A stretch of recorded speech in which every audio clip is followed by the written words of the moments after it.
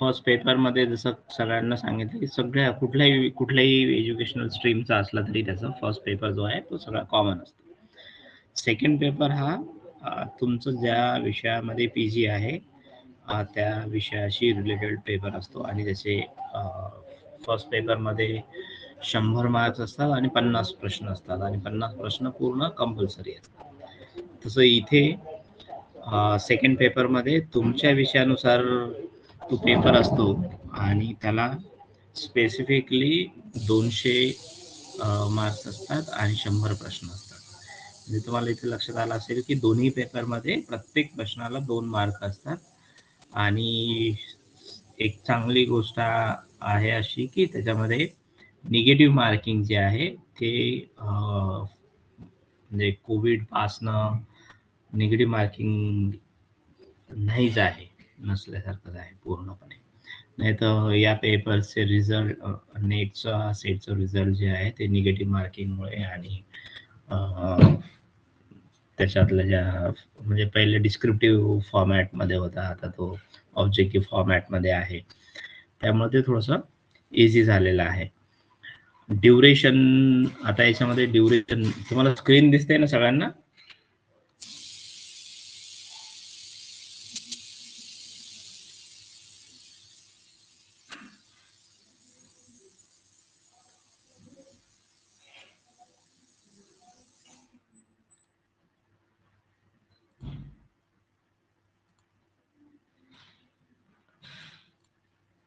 Okay, screen. हां, so duration जो आहे 3 आवर्स जो ड्युरेशन आहे. शिफ्ट 1 आणि शिफ्ट 2 म्हणजे तुम्हाला 2 शिफ्टमध्ये पेपर द्यायचा आहे असं नाही आहे ते. तर आता त्याचं सकाळच्या याच्यामध्ये एक टायमिंग असतो, त्याच्यामध्ये दोन्ही पेपर तुमचे कम्प्लीट होतात.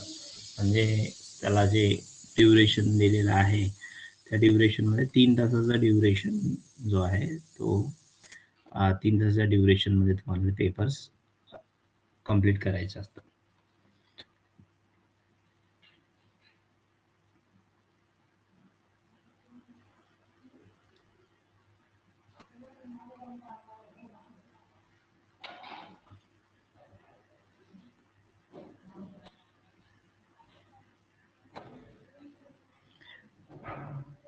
तर ही लिंक मी याच्यावर टीचमेंटवर काही मटेरियल अपलोड केलेलं आहे, इन्क्लुडिंग पेपर्स वगैरे.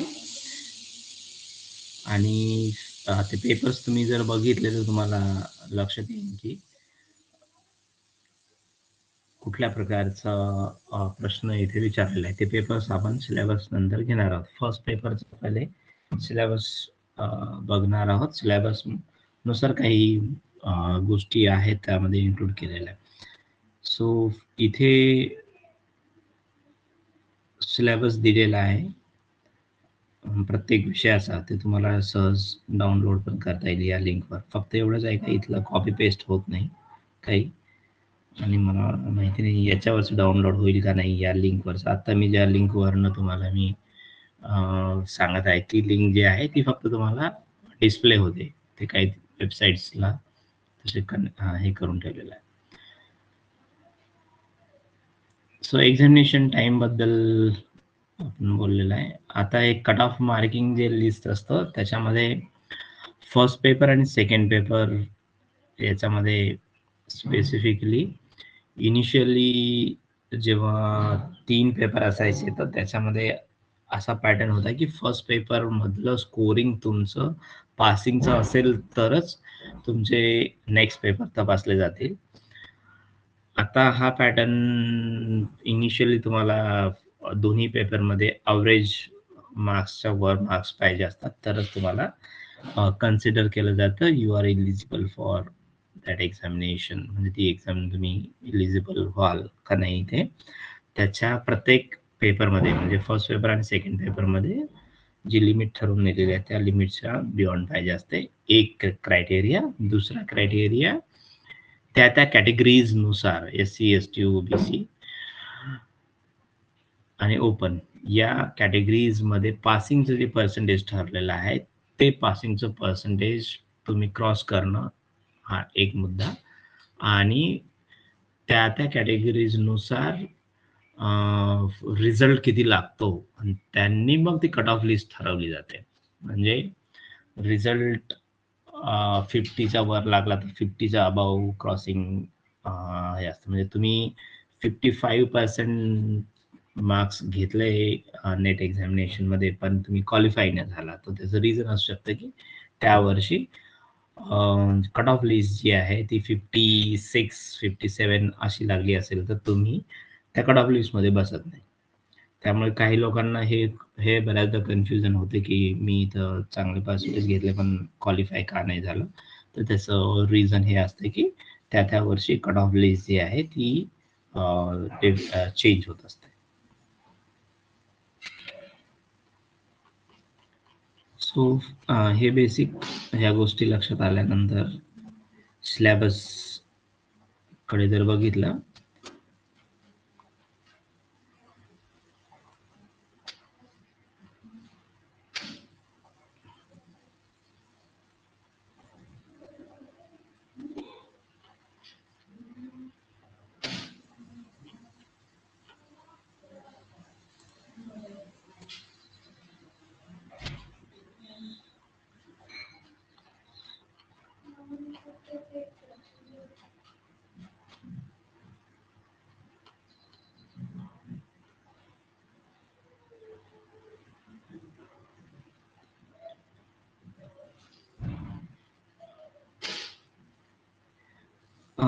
हे तुम्हाला स्क्रीनवर दिसतंय मी कशाला स्क्रोल करताय ते.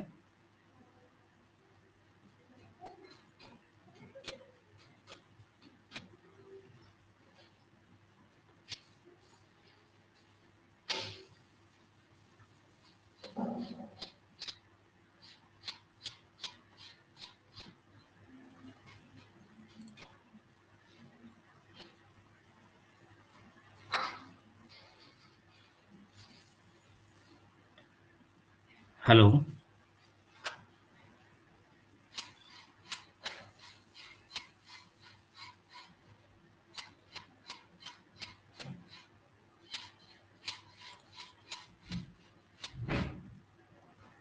आवाज येतोय का माझा?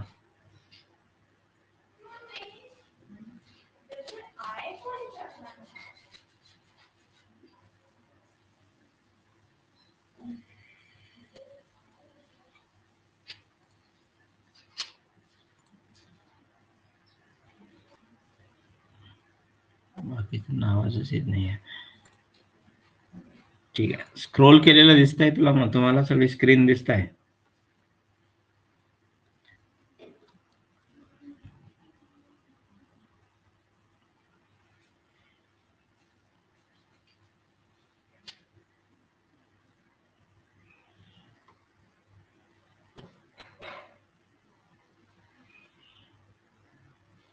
दिसत आहे सर. सो मगाशी जो टेबल बघितला तुम्ही, त्या टेबलमध्ये फर्स्ट पेपर साठी 3 तास आणि सेकंड पेपर असं वेगळं दिलं होतं. ते शिफ्ट जे आहेत त्या शिफ्ट जे आहे ते दोन्ही एकासाठी आहे. तिथे थोडंसं चुकीचं होतं ते. इथे जसं दिलेलं आहे ना की फर्स्ट पेपर जो आहे 50 क्वेश्चन्स 60 मिनिट्स, तर हे म्हणजे आता काय केलेलं आहे, दिवसातनं 2 शिफ्टमध्ये पेपर्स घेत आहेत. म्हणजे तुमचा जर नंबर पहिल्या शिफ्टमध्ये आला तर पहिल्या शिफ्टमध्ये तुमचे दोन्ही पेपर होऊन जातील 3 तासामध्ये, आणि नंतरच्या याच्यामध्ये मध्ये गॅप असतो थोडासा, पण ते दोन्ही पेपर कंटिन्यूअस पण होऊ शकतं. अर्धा पाऊण तासाचा गॅप असतो, 1 तासाचा गॅप असतो. सो पहिल्या पेपरला 60 मिनिट्स असतात आणि नंतरच्या याला तुम्हाला उर्वरित 1.5-2 तास दिले जातात. तर फर्स्ट पेपर मधला जर सिलेबस बघितला तर हा सिलेबस 10 युनिट्स मध्ये डिवायडेड आहे, आणि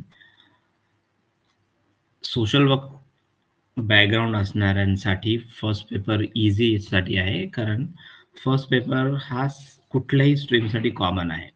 पण त्याचा कंटेंट जर बघितला फर्स्ट पेपरचा, तर मेजॉरिटी कंटेंट जो आहे तो सोशल वर्कच्या सिलेबसमध्ये असल्यामुळं हा सोशल वर्क बॅकग्राऊंड ज्यांचा आहे त्यांना फर्स्ट पेपर हा इझी जातो क्वालिफाय करण्यासाठी. सो याच्यामध्ये काय टीचिंग ॲप्टिट्यूड आहे. Teaching aptitude specifically teaching methodologies, टीचिंगच्या बेसिक रिक्वायरमेंट्स, कॅरेक्टरिस्टिक, अंडरस्टँडिंग, ह्या सगळ्या गोष्टी फर्स्टमध्ये असतात.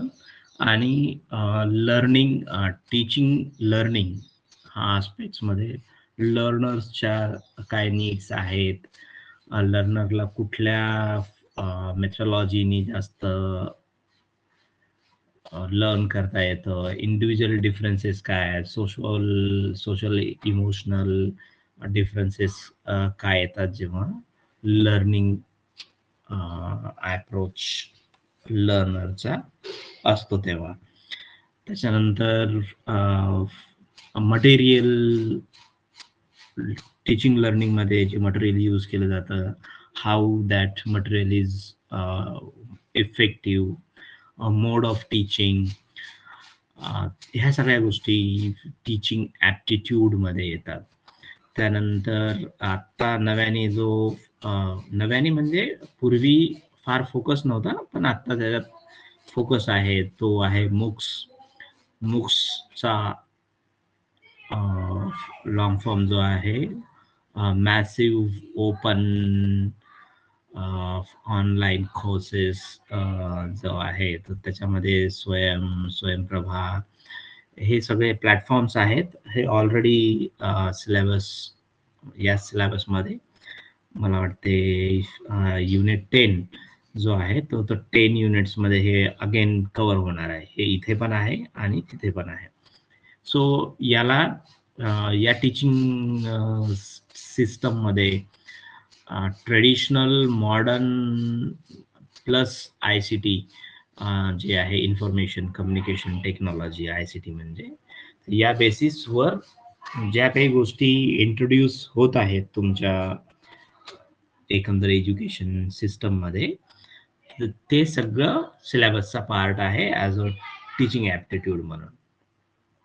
म्हणजे इन्फॉर्मेशन टेक्नॉलॉजी, आत्ता जे क्लास होत आहे ते एका ऑनलाईन प्लॅटफॉर्मवरनं होत आहे, आणि ते प्लॅटफॉर्म एका कंपनीने फ्रीमध्ये ॲक्सेस करून दिलेला आहे. आणि असे अनेक प्लॅटफॉर्म्स आहेत, आणि ते platforms is come under ICT, information communication technology. So how we connect students using different platforms, तर त्याला ICT बेस्ड असं म्हटलेलं आहे. अगेन याच्यामध्येच दुसरा जो पार्ट आहे तो आहे, आता हा झाला सगळा टीचिंग ना, टीचिंग मधला शेवटचा जो कंपोनंट इव्हॅल्युएशनचा पार्ट आहे. तर ह्या ॲपला जर तुम्ही सगळ्यांनी आता जेवढे कनेक्टेड आहात त्यांनी सगळ्यांनी जर डाउनलोड केला, तुमच्याकडे ऑलरेडी आहे, आता तुम्ही कनेक्ट झाला म्हणजे, तर त्याला थोडंसं तुम्ही काय काय आहे त्यातले कंटेंट्स जर बघितले, तर त्या ॲपमध्ये तुम्हाला होमवर्क हा एक आस्पेक्ट दिसेल, त्याच्यानंतर टेस्ट हा पार्ट दिसेल. सो हे जे पार्ट आहेत हे तुम्हाला इव्हॅल्युएशन पार्ट आहेत, जे या ऑनलाईन प्लॅटफॉर्म मधून कम्प्युटर बेस्ड टेस्ट ज्याला म्हणतात, ते टेस्ट सुद्धा टीचिंग लर्निंगचा पार्ट आहे. म्हणजे इव्हॅल्युएशन सुद्धा करायचं असेल तर इथं टेस्ट कंडक्ट करून इव्हॅल्युएशन करता येऊ शकतं, तो भाग आहे. आणि lastly choice based credit system in higher education. Recently आता किती लोकांनी, म्हणजे तो वर्कशॉप आहे, आत्ता रिसेंटली एक वर्कशॉप झाला चाइल्ड चॉईस बेस्ड क्रेडिट सिस्टमवर 31 तारखेला इथेच वाधवानी आणि जाजू कॉलेजला. So choice based credit system काय आहे, त्याच्या अनुषंगाने काही प्रश्न आहेत. हा सगळ्या सिलेबस मधला युनिट 1 आहे पेपर मधला. सो ऑलमोस्ट टीचिंग लर्निंग जे आत्ता चालू आहे आणि ट्रेडिशनल मेथड्स काय होतात टीचिंगच्या त्या आहेत.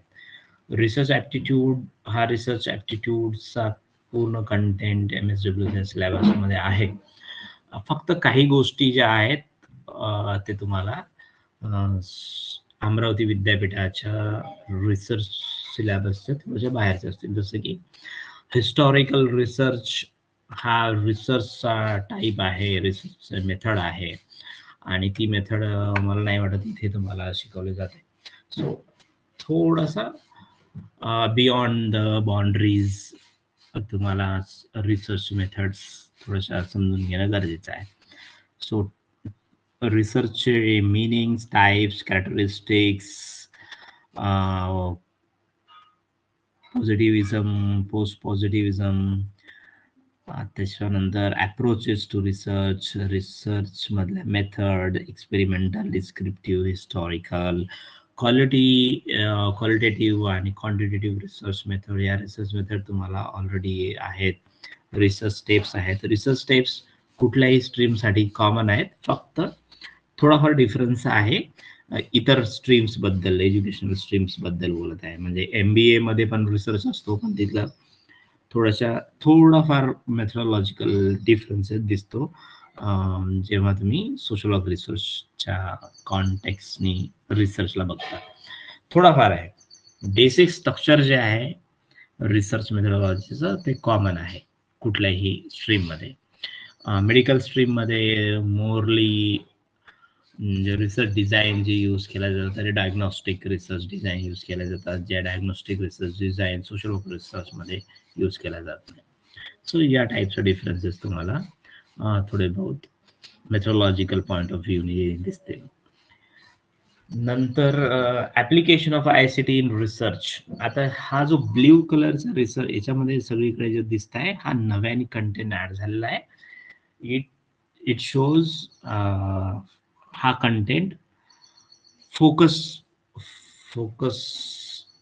या कंटेंटवर फोकस ठेवलेला आहे आणि तो ऍड केलेला आहे नव्याने. आणि याच्यामध्ये पूर्वी एखाद दुसरा प्रश्न असायचा, आता 2-4 प्रश्न जास्ती असणार आहे.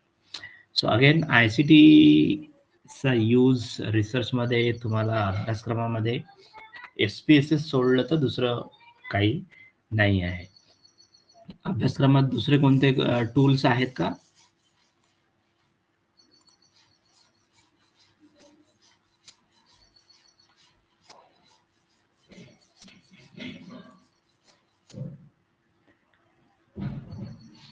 रिसर्च मेथडॉलॉजीच्या अभ्यासक्रमामध्ये SPSS हे एक टूल जर सोडलं ICT मधलं, तर दुसरे आणखी काही टूल्स आहेत का? मध्ये मध्ये मेसेज न करता रिप्लाय जर दिला तर मला कळून चुकेल, म्हणजे कळेल की तुम्ही कनेक्टेड आहात आणि आपलं कनेक्शन चालू आहे. मध्येच कनेक्शन लॉस झालं तर समजून येतं. थोडस रिस्पॉन्स द्यायला जास्त वेळ नका घेत जा.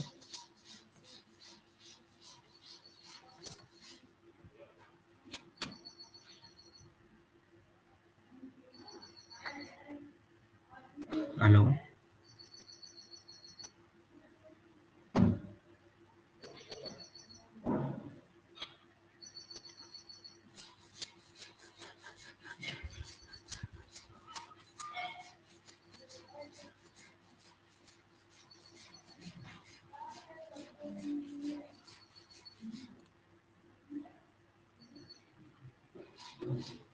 कनेक्टेड आहे की लॉस झालंय?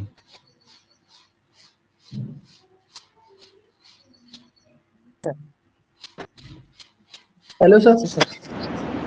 हा, रिस्पॉन्स द्यायला वेळ नका घेत जाऊ जास्ती. म्हणजे मी विचारलंय ऍप्लिकेशन ऑफ ICT मध्ये SPSS हे टूल तुमच्या अभ्यासक्रमामध्ये आहे, त्याच्या व्यतिरिक्त कोणते आणखी दुसरे टूल आहे का अभ्यासक्रमात?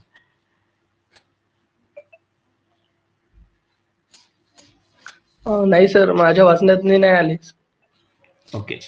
सो एक आहे एक्सेलचा यूज. हा सुद्धा म्हणजे कम्प्युटर बेस्ड रिसर्च अनालिसिस आणि रिसर्च करण्यासाठी, including data entry, scrutiny, analysis, याचा वापर करणे म्हणजे ICT, कम्प्युटर बेस्ड टूल्सचा वापर करणे रिसर्चमध्ये, त्याला ICT, या अंगाने इथे ICT आहे.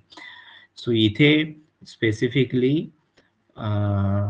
मी पुढे पुढे जसं या युनिटवर येऊ आपण तेव्हा खूप सारे वेगवेगळे टूल्स आहेत रादर दॅन एसपीएसएस.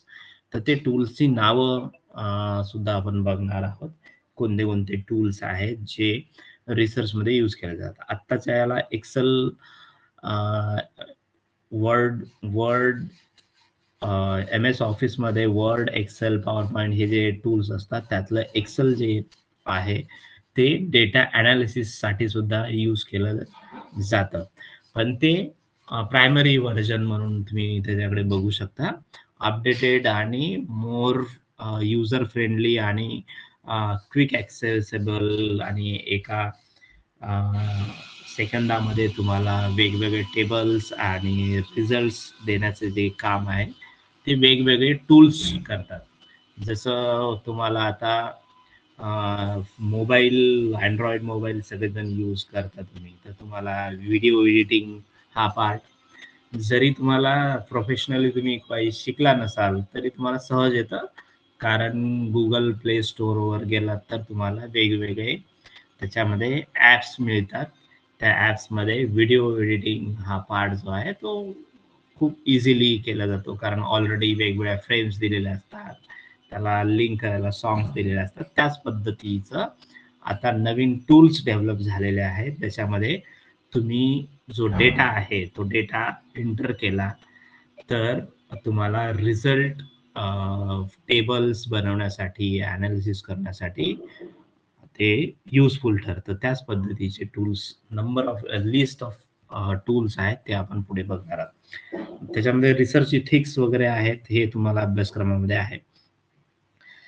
त्याच्यानंतर एक पॅसेज असतो, त्या पॅसेजला धरून काही प्रश्न मांडलेले असतात, त्याची उत्तर असतात. ते पॅसेजचा कंटेंट्स पण तुम्हाला ऑलरेडी पेपरमध्ये दिलेला असतो. अगेन म्हणजे हा पॅसेज एक सोडला, टीचिंग ॲप्टिट्यूड मधले काही पार्ट्स तुम्हाला ऑलरेडी काही कॉमन सेन्सवर आहेत आणि काही जनरल नॉलेजवर आहेत. रिसर्च मेथडॉलॉजी, कम्युनिकेशन, त्यानंतर डेटा इंटरप्रिटेशन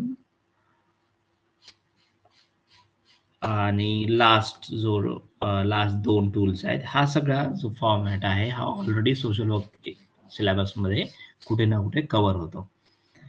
म्हणून हा फर्स्ट पेपर जो आहे सोशल वर्क बॅकग्राऊंड असणाऱ्यांना फार इझी जाऊ शकतो, थोडंसं अटेंटिव्ह रिडिंग केलं तर. आता आपण बघत होतो कम्युनिकेशन. सो कम्युनिकेशन हा पार्ट वेगवेगळ्या सिलेबसमध्ये आहे. सेल्फ अँड प्रोफेशनल डेव्हलपमेंटमध्ये कम्युनिकेशन आहे आणि आणखीन एक दोन पेपरमध्ये कम्युनिकेशन पार्ट रिपीटेड झालेला आहे.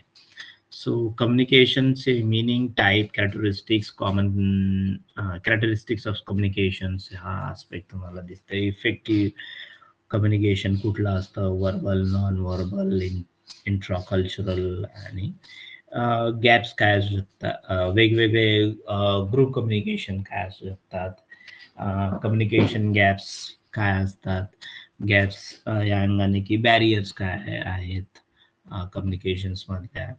आणि हा सगळा फोकस जो आहे तो टीचिंग लर्निंग या दृष्टिकोनातून आहे, त्यामुळं हा भाग लक्षात ठेवावा लागतो प्रत्येक वेळा. क्लासरूम कम्युनिकेशन कसं इफेक्टिव्ह असलं पाहिजे वगैरे हा सगळा कंटेंट्स आहे. आणि नव्याने ॲड आणि फोकस जो आहे तो mass media and society. Mass media वेगवेगळे कम्युनिकेशनचे माध्यम तुम्हाला माहिती आहे, व्हॉट्सअप आहे, फेसबुक आहे, ट्विटर आहे, हे सगळे मास मीडियाचे प्लॅटफॉर्म आहे to communicate with each others and to communicate with the larger society.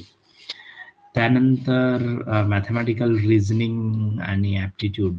So mathematical reasoning आणि लॉजिकल रिझनिंग याच्यावर एक या सगळ्या 10 युनिट्स मधला जर ॲव्हरेज आपण जर बघायला गेलं की कुठला सिलेबस कंटेंट जास्त करून पेपरमध्ये येतो, तर आजपर्यंतच्या याच्यामध्ये जर बघितलं तर याच्यामधला टीचिंग ॲप्टिट्यूड हा एक भाग, रिसर्च ॲप्टिट्यूड 2, कम्युनिकेशन 3 आणि ICT information and communication technology.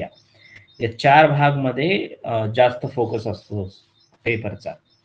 म्हणजे या 4 भागांवर जास्त प्रश्न असतात कम्पेअर टू अदर्स. म्हणून हे 2 जे आहे हे तुम्ही इन जनरली इतर कुठल्याही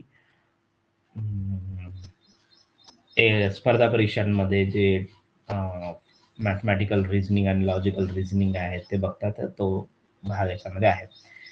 तर याच्यावर काही जास्त फोकस राहणार नाही आहे आपला focus teaching, learning, research, communication आणि लास्ट इयर हायर एज्युकेशन हा भाग असणार आहे. तर त्यामुळं याच्या संदर्भातल्या लिंक्स पण मी पाठवणार आहे की या स्पेसिफिकली नेटच्या एक्झामिनेशनमध्ये मॅथमॅटिकल रिझनिंग कशा पद्धतीचे असतात, number series, letter series, code, relationship, हे सगळं तुम्ही एखाद्या जर स्पर्धा परीक्षा दिल्या असतील तर त्याच्यामध्ये तुम्हाला हे आढळून येतं. लॉजिकल रिझनिंग अगेन त्याच्यानुसारच आहे. स्पेसिफिकली तुम्हाला अॅनालॉग्स वगैरे, वेन डायग्राम्स याच्या संदर्भामध्ये विचारलं जातं. ती डायग्राम जर मिररमध्ये बघितली तर कशी दिसेल, या पद्धतीचे एखादी डायग्राम काढलेली असेल आणि ती मिरर त्याचं रिफ्लेक्शन कसं आहे, एखाद्या डायग्राम मध्ये काय सिमिलरिटीज आहेत, या पद्धतीचं लॉजिकल रिझनिंग तुम्हाला या 2 युनिट्समध्ये तुम्हाला दिसेल. मॅथमॅटिकलमध्ये मॅथ्सशी रिलेटेड असेल आणि याच्यामध्ये लॉजिकशी रिलेटेड असेल. डेटा इंटरप्रिटेशन हा सोर्स अगेन पूर्णपणे सोशल रिसर्चमध्ये कव्हर आहे. त्याच्यानंतर classification of data, source of data, qualitative, quantitative data, graphical representations, bar chart, histogram, pie chart, table chart and line chart. So mapping of data हा जो part आहे, data interpretation आणि data governance. So हा सगळा already theoretically social work सिलेबसमध्ये second सेमिस्टरला आहे. Fourth सेमिस्टरला त्याचं स्पेसिफिकली ॲप्लिकेशन आहे, how to use. So graphical रिप्रेझेंटेशनला पण काही नॉर्म्स आहेत जे मला नाही वाटत तुम्हाला सांगितले जातात इथे सोशल वर्क सिलेबसमध्ये, की when and why to use bar chart, why and when to use pie chart. तर हे सगळे त्याचे स्पेसिफिक रिझनिंग असतात. त्याच्यानंतर information and communication technology, ICT, हा जो कंटेंट आहे हा जनरली ओव्हरऑल सगळ्याच एक्झामिनेशनमध्ये कंपल्सरी असल्यासारखा ॲड झालेला आहे. कारण आपण सगळे डिजिटल वर्ल्डमध्ये एंट्री केलेले आहेत. आपल्याला डिजिटलाइज्ड ज्या गोष्टी आहेत त्या वेगवेगळ्या माध्यमातून आपल्या समोर येत आहेत. मग ते तुम्ही बँकेचे व्यवहार करा, मग ते तुम्ही क्लास नोटीस असेल किंवा क्लासबद्दलच्या वेगवेगळ्या इन्फॉर्मेशन्स असतील, कुठल्याही कम्युनिकेशन्स मधल्या कुठलाही प्लॅटफॉर्म यूज करा, तुम्हाला ते टेक्नॉलॉजिकल आस्पेक्ट मध्ये इंट्रोड्यूस झालेला आहे आणि तो दिवसेंदिवस जास्त वाढणार आहे आणि वाढतही आहे. याचा तुम्हाला मगाशी जो सिलेबसमध्ये CBCS choice based credit system हा जो पार्ट आहे, याच्यामध्ये सुद्धा मेजॉरिटी आस्पेक्ट जो आहे तो ICT वर डिपेंड आहे, इन्फॉर्मेशन टेक्नॉलॉजीवर डिपेंड आहे आणि त्याच्यामध्ये ऑनलाईन कोर्सेस बद्दल जास्त फोकस ठेवलेला आहे. तोच काही गोष्टींचे ॲब्रिव्हिएशन्स सांगितले जातील. ॲब्रिव्हिएशन्स म्हणजे लॉंग फॉर्म, टर्मिनॉलॉजीज कुठल्या शब्दाला काय म्हटलं जातं असं विचारलं तर स्पेसिफिकली दोन गोष्टी आहेत. एक आहे ॲब्रिव्हिएशन्स म्हणजे ICT, तर याचं लॉंग फॉर्म काय आहे, ते इन्फॉर्मेशन कम्युनिकेशन टेक्नॉलॉजी. त्याचंच असणार आहे का, तर त्याच्या संदर्भात ज्या ज्या गोष्टी आहेत त्याचं पण असणार आहे. वेगवेगळ्या शॉर्ट फॉर्म्स आपण वापरतो, तर त्याचं लॉंग फॉर्म काय आहे असं विचारलं जातं. त्याच्यानंतर बेसिक इंटरनेट संदर्भातले असतील किंवा ईमेल्स, ऑडिओ आणि व्हिडिओ कॉन्फरन्सिंग बद्दलचे टूल्स असतील त्याबद्दल असेल, तर हे सगळे त्याचा पार्ट आहे या सिलेबसचा. त्याच्यानंतर आता जर नव्याने 2 कंटेंट ऍड केले त्यांनी, digital initiative in higher education. So digital initiative कुठले कुठले आहेत हायर एज्युकेशन मध्ये, हा कंटेंट जो आहे डिजिटल इनिशिएटिव्ह हा अगेन तुम्हाला इथे या युनिट्स मध्ये कव्हर होईल. एज्युकेशन सिस्टम मध्ये टेक्निकल जो भाग आहे तो टेक्निकल भाग मध्ये डिजिटल इनिशिएटिव्ह गव्हर्नमेंटनी एज्युकेशन मध्ये काय काय आणलं, तर त्याच्यामध्ये ई पाठशाला आहे, अगेन ज्ञानप्रभा म्हणून आहे. हे सगळे डिजिटल प्लॅटफॉर्म्स आहेत, त्याची एक लिस्ट आहे, ती पण पुढे आपल्याला बघता येईल तेव्हा पुढे आपण जाऊ. हा आणि 9th जो आस्पेक्ट आहे त्यामध्ये पीपल डेव्हलपमेंट एन्व्हायरमेंट, हा अगेन सोशल वर्क सिलेबस मधला पार्ट आहे.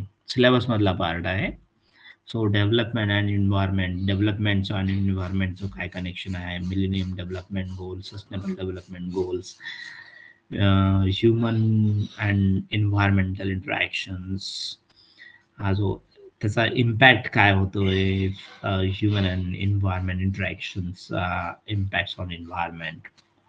इंटरॅक्शन्सचा अर्थ इथे बोलणे हा नाही होत आहे, तर इथे हा पर्यावरणासोबत जसं जसा मानवाचा संबंध जास्त येतोय, तर त्याचा इम्पॅक्ट एन्व्हायरमेंटवर काय होतं या अंगाने इंटरॅक्शन्स हा शब्द आहे. सो एन्व्हायरमेंटल इश्यूज हा पण पूर्णपणे सोशल वर्क सिलेबस मधला पार्ट आहे. त्याच्यामध्ये एन्व्हायरमेंटल इश्यूज लोकली काय आहेत, रिजनल काय आहेत आणि ग्लोबल काय आहेत. सो तुमच्या सिलेबसमध्ये जर ग्लोबल इश्यूज नसतील तर तो सिलेबस इथे नाही आहे. तर इथे ओव्हरऑल ऑल ओव्हर इंडियामध्ये हा सिलेबस कॉमन आहे नेटच्या एक्झामिनेशनसाठी. तर त्याच्यामुळं वेगवेगळ्या युनिव्हर्सिटीजमध्ये सोशल वर्क सिलेबसमध्ये एन्व्हायरमेंटलचे ग्लोबल रिझल्ट्स काय आहे, इम्पॅक्ट्स काय आहे ते पण भाग आहे.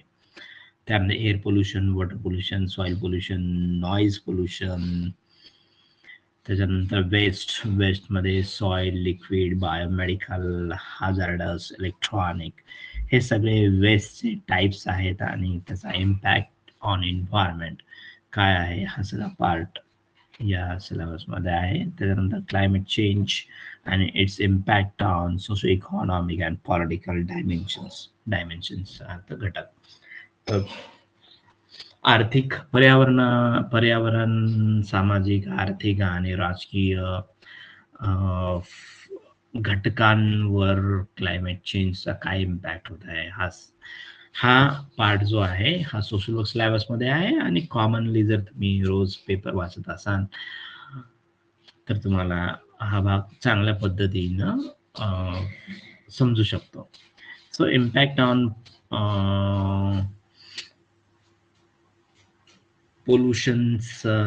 पोल्युशनच्या अर्थाने मानवी आरोग्यावर काय आहे त्याचा इम्पॅक्ट होतो त्या अंगाने आहे. आणि वेगवेगळे एनर्जी सोर्सेस, ते एनर्जी सोर्सेस मध्ये solar, wind, soil, hydro, geothermal, biomass, nuclear and foster, so forest. So हे वेगवेगळे एनर्जी सोर्सेस आहेत. पुढे आपण डिटेलमध्ये तुम्हाला हायड्रो, सोर्स काय आहे, जिओथर्मल सोर्स काय आहे, याच्याबद्दल डिटेल पुढे बघू आपण. त्याच्यानंतर नॅचरल हजार्डस आणि डिझास्टर्स. हजार्डस म्हणजे धोकादायक, कुठले कुठले नैसर्गिक धोकादायक स्थिती आहेत आणि त्याच्यासाठी काय स्ट्रॅटेजीज यूज केल्या जातात. अगेन हा सुश्लोक मधला सिलेबस आहे, पण काही ठिकाणी नव्याने इंट्रोड्यूस झाला, काही ठिकाणी तो तुम्हाला दिसत नाही आहे. सो डिझास्टर मॅनेजमेंट हा पार्ट वेगळा सोशल वर्कचा सिलेबस म्हणून BS लेवलवर इंट्रोड्यूस झाला आहे. MSW लेवलवर एका सब्जेक्टमध्ये फक्त थोडासा त्याचा रेफरन्स आहे डिझास्टर मॅनेजमेंटचा. सो नॅचरल हजार्डस, नैसर्गिक आपत्ती कुठल्या कुठल्या आहेत त्याला डिझास्टर म्हटलेलं आहे.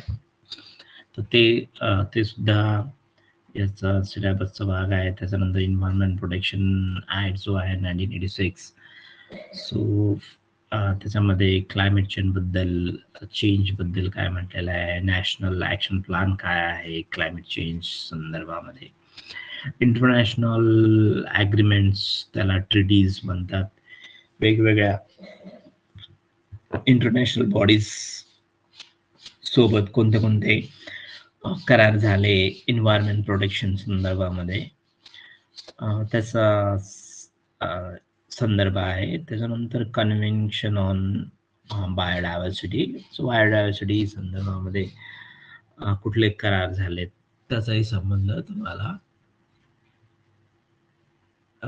या अभ्यासक्रमामध्ये आहे. सो अगेन लास्ट युनिट जो आहे तो स्पेसिफिकली हायर एज्युकेशन सिस्टम जे आहे. सो हायर एज्युकेशन सिस्टम ही ग्रॅज्युएशन पासून स्टार्ट होते, PG पासून स्टार्ट नाही होत. So graduation and post graduation then higher, त्याच्यानंतर PhD, MPhil तर आता बंद होणार आहे, जवळपास बऱ्याचशा युनिव्हर्सिटीज मधनं क्लोज झालेला आहे न्यू एज्युकेशन पॉलिसीच्या इम्प्लिमेंटेशन. सो हायर एज्युकेशन असा शब्द जेव्हा प्रयोग होतो तेव्हा 10वी-12वी असा त्याचा उल्लेख नसतो. ते इथे स्पेसिफिकली UG आणि PG, UG university UGC under graduate, PG post graduate, आणि त्यानंतर MPhil, PhD, पोस्ट डॉक, ह्या सगळ्या गोष्टी हायर एज्युकेशनचा पार्ट आहे. सो हायर एज्युकेशन इन्स्टिट्यूशन्स भारतातल्या संदर्भाने काय आहेत, त्याच्यानंतर त्यांचं हायर लर्निंग मधला इव्हॅल्युएशन पार्ट आणि research part. So post independent how India education system shifted his focus on evaluation of higher education, learning and research aspects. तो भाग याच्यामध्ये तुम्हाला जास्त असणार आहे.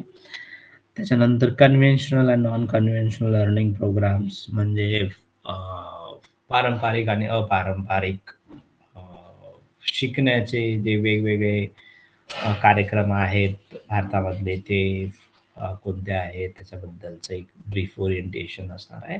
Professional, technical and skill based education काय आहे, कोणतं आहे, कोणत्या गोष्टी इंट्रोड्यूस होत आहेत नव्याने, ऑलरेडी कोणत्या गोष्टी एज्युकेशन सिस्टम मध्ये होत्या, ह्या सगळा भाग आहे. त्यानंतर value education and environmental education. So हे दोन्ही, एन्व्हायरमेंटल एज्युकेशन ऑलरेडी वरच्या सिलेबस मध्ये बराचसा पार्ट कव्हर आहे त्याचा, आणि policies, governance and administration related to higher education काय आहे, नवीन शैक्षणिक धोरण काय आहे, गव्हर्नन्स म्हणजे त्याच्यामध्ये कुठल्या कुठल्या बॉडीज आहेत, अथॉरिटीज आहेत जी हायर एज्युकेशनसाठी आहेत, त्या कोणत्या आहेत ते येतं. Administration, how that bodies going to administrate higher education, हा सगळा पार्ट याच्यामध्ये आहे.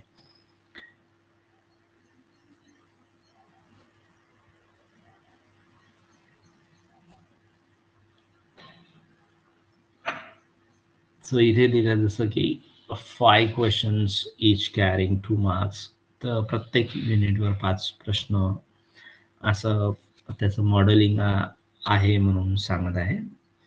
पण आतापर्यंतच्या याच्यामध्ये फोकस जो आहे तो जास्त करून रिसर्च अँड कम्युनिकेशन आणि टीचिंग ॲप्टिट्यूड आणि हायर एज्युकेशनचा काही पार्ट हा जास्त फोकस आहे compare to other part. So इथपर्यंत म्हणजे हा सिलेबस पार्ट लक्षात आला का सगळ्यांना? पुढे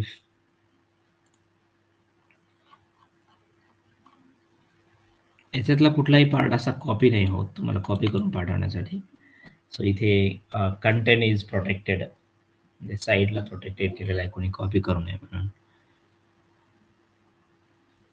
सो हा सिलेबस मधला पार्ट आपण reasoning, logical reasoning, data interpretation हा पार्ट सोडून आणि रीडिंग कॉम्प्रिहेन्शन हा पार्ट सोडून बाकी सगळं वन बाय वन बघणार आहात. सो टीचिंग ॲप्टिट्यूडचा जो पार्ट बघितला,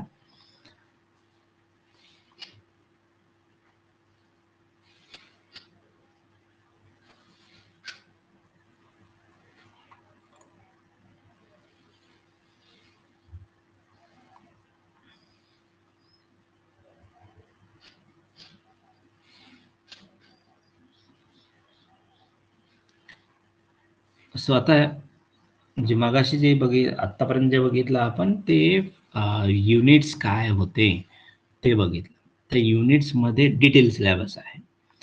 so teaching concept, objective, level of teaching याच्यामध्ये काय येतं, आता मेमरी, अंडरस्टँडिंग अँड रिफ्लेक्टिव्ह जो आहे तो पार्ट तुम्हाला ऑलरेडी सायकोलॉजीमध्ये थोडा कव्हर झालेला आहे की मेमरी काय असते. पण इथे काय आहे, टीचिंगच्या अँगलनी तो आहे, टीचिंग ॲप्टिट्यूडच्या अँगलनी.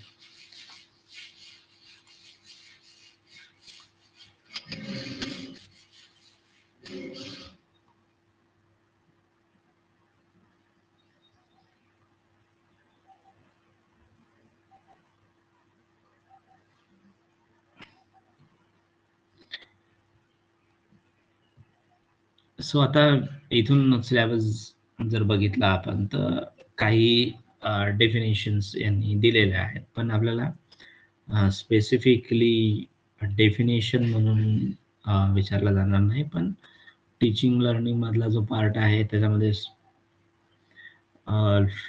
बेसिक कॉमन सेन्सच्या काही गोष्टी असतात की उदाहरणार्थ मग समजून घ्यायचं असेल तर एखाद्या टीचर्सनी कुठल्या मेथडचा वापर केल्यानंतर जास्त इफेक्टिव्हली स्टुडंट्सला समजेल. तर त्याचे ऑप्शन्स असतील लेक्चर मेथड, एक्सपेरिमेंटल मेथड, त्याच्यानंतर स्पीच डिलिव्हरी. तर याच्यामधला कुठला पार्ट जो आहे तो जास्त इफेक्टिव्ह लर्नर सेंट्रिक आहे, अशा टाईपचे प्रश्न जास्त असतात की जे लर्नर्सच्या आस्पेक्टनी, लर्नर्सच्या पॉइंट ऑफ व्ह्यूनी ते बघितलं पाहिजे. त्याच्यातलं सायकोलॉजीचा थोडासा याच्यात भाग बघितला आपण तर असं लक्षात येतं की जी गोष्ट तुम्ही म्हणजे एखादी गोष्ट ऐकली, एखादी गोष्ट बघितली आणि एखादी गोष्ट ऐकली आणि बघितली आणि चौथी एखादी गोष्ट करून बघितली, या चारही गोष्टींमध्ये there are differences between understanding आणि मेमरी. तर या मेमरी मध्ये कुठली गोष्ट चांगल्या पद्धतीने बसू शकते, नुसती ऐकलेली बसू शकते का नुसती बघितलेली बसू शकते, का ऐकलं आणि बघितलेली बसू शकते, का ऐकलं बघितलं आणि करून बघितलं इथली बसू शकते. सो हे तुम्हाला सायकोलॉजीमध्ये ऑलरेडी काही गोष्टी कव्हर झालेल्या आहे की जी गोष्ट करून ऐकली, बघितली आणि करून बघितली तर ती मोर इफेक्टिव्ह असते रादर दॅन या बाकीच्या इतर ॲस्पेक्ट्स. सो या पद्धतीचं बेसिक टीचिंग ॲप्टिट्यूड असतं. म्हणजे टीचिंग ॲप्टिट्यूड समजून घ्यायला आपण आपला स्वतःचा सेल्फ जर थोडासा कॉन्शियस ठेवला तर त्या सहज गोष्टी लक्षात येतील की आपलं म्हणजे कॉमनली लोकांना कुठला आस्पेक्ट पक्का बसतो. एखादी स्टोरी सांगितलेली चांगली लक्षात राहते का एखादा सिलॅबसचा मुद्दा सांगितलेला जास्त लक्षात असतो. तो सिलॅबसचा मुद्दा एखाद्या स्टोरी फॉर्ममध्ये सांगितला तर त्याचं मेमरी स्टोरेज जो आहे तो किती असतो. हे स्वतःच अनालिसिस केलं तर हा पार्ट खूप सोपा जातो. सो याच्यामध्ये teaching is not an act as it is dynamic in nature, so it is a term as a process. So teaching ही एक प्रक्रिया आहे, ती संकल्पना नसून ती प्रक्रिया आहे आणि ती प्रक्रिया सतत चालू राहते. याच्या संदर्भामध्ये काही कन्सेप्ट दिलेल्या आहेत. तर मला वाटते हे वेगवेगळ्या लोकांचे, एक्सपर्ट लोकांचे टीचिंग कन्सेप्ट बद्दलचे व्ह्यूज आहेत. सो व्ह्यूज च्या पुढे जर गेला आपण तर आपल्याला ऑब्जेक्टिव्ह ऑफ टीचिंग कन्सेप्ट त्याच्यामध्ये to bring desired change in pupils, to share behavior and conduct acquisition of knowledge, to improve learning skills of students, formation of beliefs, and to provide social and efficient member of society. So teaching कन्सेप्टचे objective काय आहेत. So teaching का आहे teaching, तर ते to bring desire change. Desire म्हणजे अपेक्षित, ठरलेलं, इच्छिक जो बदल आहे तो बदल घडून आणण्यासाठी टीचिंग असतं. त्याच्यानंतर वर्तनाला आकार देण्यासाठीचं असतं. नवीन ॲक्विजिशन नॉलेज, ज्ञान प्राप्तीसाठी असतं. लर्निंग स्किल्स जे आहेत ते इम्प्रूव्ह करण्यासाठी असतं. सो लर्निंग स्किल क्रिएट करण्यासाठी असतं असं म्हणता नाही आहे, तर इम्प्रूव्ह करण्यासाठी असतं. So learning skill each and every students and individual म्हणजे प्रत्येक इंडिव्हिज्युअलला असतात स्किल्स. सो त्या बाबतीत need to improve that skills. आणि फॉर्मेशन ऑफ बिलीफ्स म्हणजे आपल्या ज्या काही विश्वास आहेत, विश्वास म्हणजे एक दुसऱ्यावरचा विश्वास नाही, तर इथे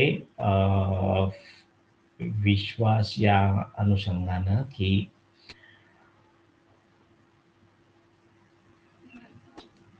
rituals, traditions, thinking,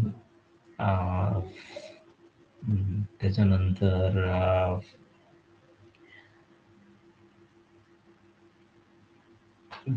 belief patterns जे प्रत्येकाचे असतात. त्याला असं म्हणू की आपण लहानपणापासून आतापर्यंत आपली जी ग्रोथ झालेली आहे ती growth included different types of beliefs we are carrying from childhood to till death. So लहानपणापासून त्या आपण वेगवेगळ्या पद्धतीच्या बिलीफ्स पॅटर्न ज्या आहेत त्या फॉलो करत आलेलो असतो. आता उदाहरणार्थ एक बिलीफ्स जर बघितला आपण तर मांजर आडवी गेली की अपशकुन. सो हा जो बिलीफ आहे हा आपण सोसायटीकडनं आतापर्यंत कॅरी करत असतो. सो या बिलीफ्स ब्रेक करून ज्या सायंटिफिक बिलीफ्सचे फॉर्मेशन करणं की मांजर आडवी गेली का मांजरीच्या रस्त्यामध्ये तुम्ही आडवे गेले. सो सायन्स काय सांगतं, सायंटिफिक टेम्पर काय आहे, सायंटिफिक गोष्टी काय आहेत, तर अशा नव्या बिलीफ्सचं फॉर्मेशन करणं ज्या की सायंटिफिक बेसिसवर असतात. हा टीचिंग चा कोर ऑब्जेक्टिव्ह आहे असं पण म्हणता येईल इथं दिलं त्याच्यापेक्षा. अगेन ला जो आहे तो सोशल आणि इफिशियंट मेंबर बनवायचं समाजामधले. Each and every individual is part of society आणि तो इंडिव्हिज्युअल जर सोशली इफिशियंट असेल, इफिशियंट म्हणजे कार्यक्षम असेल, तर ते सोसायटीसाठी डेफिनेटली एक वर्थफुल मेंबर हो असतो त्या सोसायटीचा. त्या अनुषंगानं इथे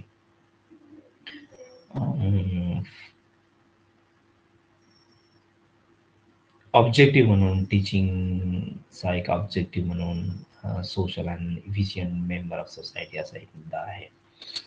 so nature and characteristics of teaching जो पार्ट आहे तो आपण उद्याला बघूया. आतापर्यंत याच्यामध्ये कोणाला काही प्रश्न आहे का?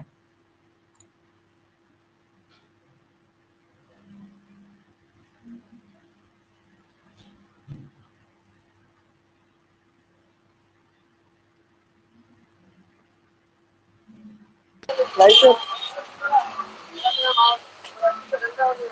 Hello sir. हा. सर हे आपण आता जो सिलेबस पाहिला हे एकाच पेपरला पाहिला ना, फर्स्ट पेपर? First paper. ठीक आहे सर. सो फर्स्ट पेपर मधले एक 3-4 दिवस आपण फर्स्ट पेपर मधले डिटेल्स मध्ये जसं आता आपण चाललो होतो त्यातले काही सिलेबसचे कंटेंट्स जे आहेत ते डिटेल्स मध्ये बघणार आहोत. याच्यामध्ये थोडंफार गोल्स, लर्निंग गोल्स काय असतात, कॅरेक्टरिस्टिक्स ऑफ टीचिंग, हे जाणून कशासाठी घ्यायचं आहे, याच्या अनुषंगाने काही प्रश्न असणार आहेत. तर ते आपल्याला समजण्यासाठी बेसिक टीचिंग लर्निंग काय असतं ते समजा, लेवल ऑफ टीचिंग काय असतात हे थोडंसं समजून घेणं गरजेचं आहे. तर त्याच्या अनुषंगानं काही 2-4 दिवस आपण या 2-4 दिवस नाही, कदाचित एक आठवडाभर जो आहे तो फर्स्ट पेपरवर स्पेंड करूया. त्याच्यानंतर मग सोशल वर्कचा सिलेबस जो आहे तो सिलेबस घेऊन सोशल वर्कचे जे जो कंटेंट तुम्हाला सिलेबस मधून तुमच्या सोशल वर्कच्या एज्युकेशन घेताना जो झाला नाहीये अशा याच्यावर थोडासा जास्ती फोकस करूया. आणि रिसर्च हा सोशल वर्कच्या सिलेबस मध्ये पण आहे आणि फर्स्ट पेपर मध्ये पण आहे, त्याच्यामुळं रिसर्चवर थोडासा जास्त फोकस ठेवूया. हे पुढे पुढे दुसरे सिलेबस युनिट सेकंड पेपरचा आहे ते पण बघणार आहोत.